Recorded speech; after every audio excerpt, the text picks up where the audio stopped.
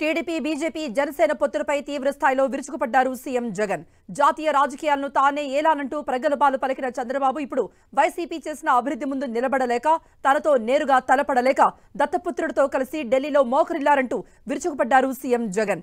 ఎన్ని పార్టీలతో పొత్తు పెట్టుకున్నా దాని విలువ సున్నా అంటూ ఎద్దేవా చేశారు. 10 మంది నటించే వాళ్ళు, 10 మంది నటించే పొలిటికల్ స్టార్లు నాకు స్టార్ క్యాంపెయినర్లుగా లేరు. నాకు చంద్రబాబు నాయుడు గారి మాదిరిగా ఓ ఈనాడు లేదు, ఓ ఆంధ్రజ్యోతి లేదు, ఒక టీవీ5 లేదు. అబద్ధాలకు రంగులు పూసే ఎల్లో మీడియా నాకు లేదు. రకరకాల పార్టీలతో పొత్తులు లేవు మీ బిడ్డకు. ఒంటరిగానే ఎన్నికలకు వెళ్తా ఉన్న నాకు ఉన్నదల్లా నక్షత్రాలు ఎన్నున్నాయో అంతమంది పేదింటి స్టార్ క్యాంపెయినర్లు నాకు ప్రతి ఇంట్లోనూ ఉన్నారు, ప్రతి గడపలోనూ ఉన్నారు. బాబు అండ్ కో వీళ్ళ పొత్తుల గురించి కాసేపు మాట్లాడతాను. ఈ పార్టీలందరిలో కూడా వీరందరికీ సైన్యాధిపతులే తప్ప ఏ పార్టీలో కూడా సైన్యం ఎక్కడా లేదు. ఇందులో కొన్ని పార్టీలు గత ఎన్నికల్లో నోటాకొచ్చినన్ని ఓట్లు కూడా రాని పార్టీలు, తమ స్వార్థం కోసం రాష్ట్రాన్ని అన్యాయంగా విడగొట్టిన పార్టీలు, రాష్ట్ర ద్రోహుల పార్టీలు, మరికొందరు ప్రజల చేతుల్లో చిత్తుగా ఓడిపోయిన పార్టీలు, ఓడిపోయిన వ్యక్తులు, ఇటువంటి వారందరూ కూడా మనకు పోటీగా అటువైపున ఉన్నారు.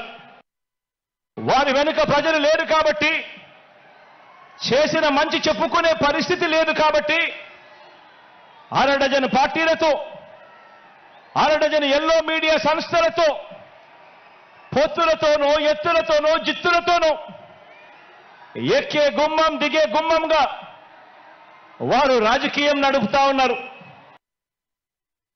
ఒకప్పుడు ఇదే చంద్రబాబు నాయుడు గారి నోట్లో నుంచి మాటలు వచ్చేటివి. జాతీయ రాజకీయాలను తానే ఏలానని, స్టీరింగ్ కమిటీ చక్రం తానే తిప్పానని, ప్రధానుల్ని, రాష్ట్రపతుల్ని తానే నిర్ణయించానని ఒకప్పుడు ఇదే చంద్రబాబు ఊదరగొట్టేవాడు. ఈ రోజున ఏపీలో మనందరి ప్రభుత్వం చేసిన ఇంటింటి అభివృద్ధి వల్ల, ఇంటింటికి చేసిన మంచి వల్ల మనకున్న ప్రజాబలం ముందు నిలబడలేక, మనతో నేరుగా తలబడలేక, ఏపీలో తన సైకిల్ చక్రం తిరగటం లేదని ఢిల్లీకి వెళ్లి దత్తపుత్రుడితో కలిసి పడిగాపులు కాసి ఢిల్లీలో మోకరిల్లుతా ఉన్న పరిస్థితులు ఈ రోజు చంద్రబాబు నాయుడు గారి పరిస్థితి. ఈ రోజున మన పార్టీ, మన ప్రభుత్వం నిండుగా విరగ కాసిన మామిడి చెట్టులా మనముంటే, చంద్రబాబు నాయుడు గారి పార్టీ అందరినీ కూడా మోసం చేసి, వెన్నుపోట్లు పొడిచి, గత పాపాలకు ఫలితం అనుభవిస్తూ తెగులు పట్టిన చెట్టులా చంద్రబాబు నాయుడు గారి పరిస్థితి ఉంది.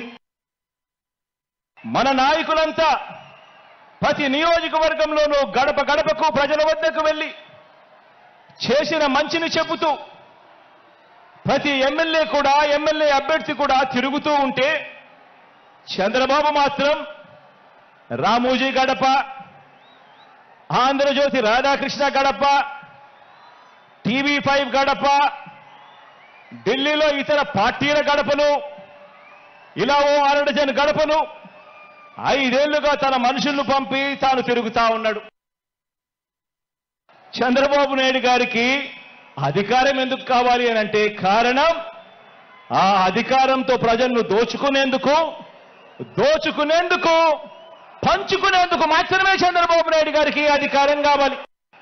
అందులో భాగంగానే చంద్రబాబు నాయుడు గారు ఈ మధ్యకాలంలో మేనిఫెస్టో అని కిచిడి వాగ్దానాలన్నీ కలిపాడు. కర్ణాటకలో నుంచి కొన్ని, తెలంగాణలో నుంచి కొన్ని, అన్ని రకాల మేనిఫెస్టోలన్నీ వాళ్ళ హామీలన్నీ కలిపి ఒక కిచిడి మేనిఫెస్టో తీసుకొచ్చాడు.